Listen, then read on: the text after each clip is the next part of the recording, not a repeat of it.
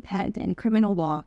Rebellious slave Nat Turner was caught, tried, and convicted. He was sentenced to be, as the judge said, hung until he was dead, dead, dead. As I mentioned, he was executed. After he died, he was castrated. Some of his skin was used to make a woman's purse.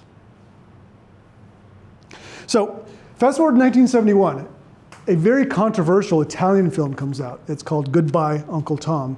And in this, it depicts Nat Turner having an internal dialogue, and I read from it. I was looking for Margaret. She was hiding around the corner of the house. When I finally spied her, so I ran quick as the wind through the rows of corn. I ran through the bright sunlight in her hair. I ran faster than she, and then I caught up. I must kill you. Fast forward a few months. After the smoke is cleared, there's a trial. 13 men are to be executed in San Antonio, Fort Sam Houston. 13 men are awaiting their fate. That's already been determined. Everybody was praying. Not a single person was not deeply in communion with the Almighty. There was a minister present to offer up any spiritual requests. Animi cruciatus. What do we need for that? Repentance, a love of God over sin, and belief in redemption. These men wanted to be dispatched by firing squad. This was in line with their vocation as fighting men. That wasn't to be because the army chose to hang them.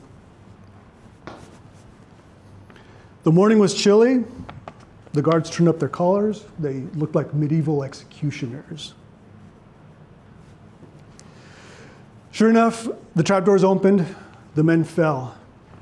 The wooden beams above made a sickening cracking sound as these men perished. But at that time, even as their life faded, there was a letter sent by one of these men by the name of Thomas Hawkins. He sent it to his mother,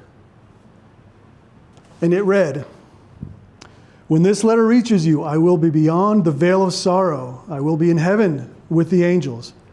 I fear not death. Did Jesus not ask, 'Where art thy sting?' Don't regret my seat in heaven by mourning over me. I can see dear grandmother and Miss Bessie Henderson, who I loved, standing at the River Jordan, beckoning me to come. I'm not guilty of the crime, but mother, it is God's will that I go this way. I will meet you at the river. This is the happiest day since Jesus spoke to my soul in Brookstone Church." What most people don't know is that a large percentage of the Wild West cowboys were African Americans, many of them former slaves. And they were known, especially for their horsemanship skills and their lassoing. Very, very, very skilled individuals. So the U.S. Army, not coincidentally, decided that it would be a good idea to form these men into what's known as the Buffalo Soldiers. So they implemented 4 all-black regiments: the 9th and 10th Cavalry, the 24th and 25th Infantry. It wasn't initially called the Buffalo Soldiers. That name came about in an odd way because the Native Americans who the Buffalo Soldiers found themselves fighting with very frequently, they kind of saw these black men with their dark skin and their matted hair. They thought these were they compared them to the bison that they hunted. That's where the name came about, and obviously it stuck. So a man by the name of Charles Baltimore, he's a corporal, he decides that he's going to go there and try to remedy the situation. So he manages to speak with the 2 officers that arrested him. They were not particularly pleased to hear from him. They beat him up. They injured him quite badly with a pistol whipping to the head. He comes unarmed, so he flees to safety. They actually fire their pistols at him 4 times for inquiring and trying to get his comrades out of prison. They eventually drag him away, beat him up, throw him in prison. This is where things started to move in a very bad direction. The rumor is that he was killed by the police. He wasn't killed, but he was badly injured, but he was not killed. However, the Buffalo Soldiers at Camp Logan believe that he was. This gets them into a frenzy. They are filled with rage, and they vow to seek justice. Why was it forgotten? I don't know, but I've got my theory.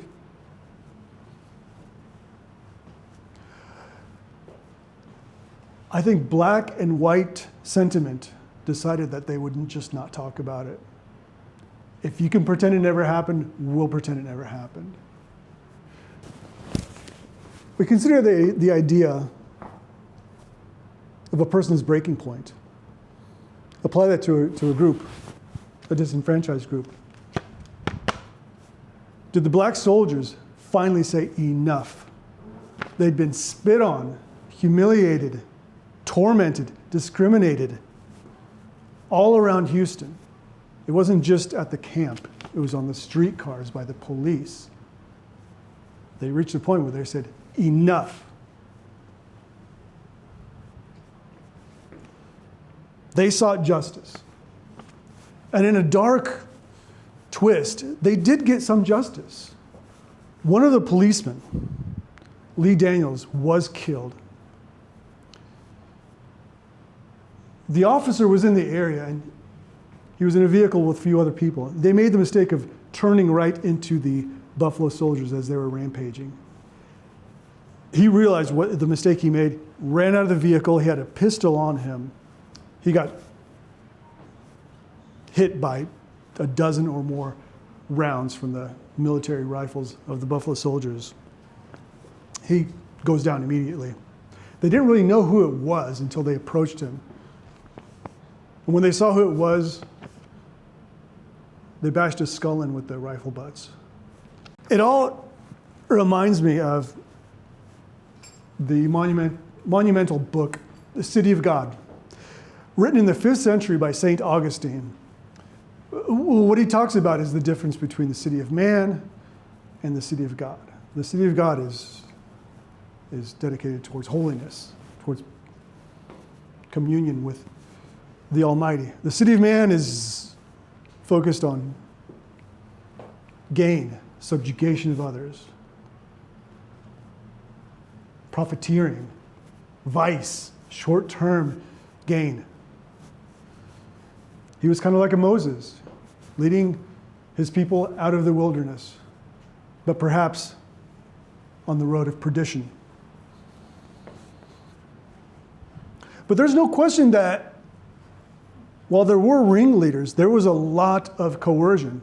There were men who testified that they were forced at gunpoint to participate in the riots. Many men deserted. They wanted no part of this.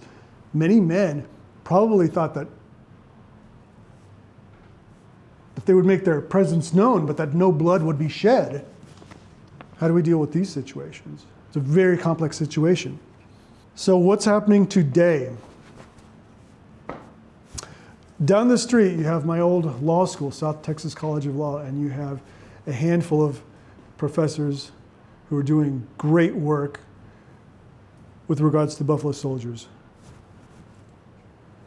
Of the many convicted Buffalo Soldiers, they're trying to get pardons, reinstatement of rank, honorable discharges. It's a lot of work.